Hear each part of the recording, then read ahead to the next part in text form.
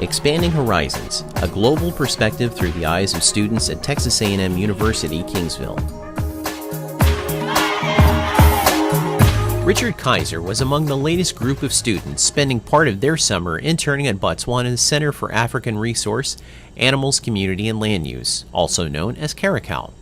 The junior animal science pre-vet major had a lot of opportunities to work hands-on with animals at the center, where local wildlife is studied and cared for when ailing. Richard was tasked with the care of one animal in particular. They referred to me as the keeper of the quails because I was in charge of the management of the Japanese quails that we were using for breeding. So our goal is to actually get a breeding population going to where we have a continuous supply of birds to feed to our raptors there. Because before they were mostly getting beef, but beef, even though it's good, it doesn't have a lot of bones and feathers in it. So they get a disease called sauerkraut, which is where they form a bacterial infection in the crop where a lot of the food kind of gets stored. And so the feathers and the bones that they get as you kind of stay in the crop, filter it out. So when they regurgitate it, they actually regurgitate a pellet, and that right there helps clean out the crop.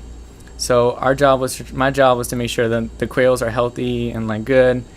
And it wasn't so much a hard job, it was just very time consuming because it's the little things that matter, especially with poultry. Their feet themselves are also very susceptible to diseases. So the payment they were on originally was too abrasive.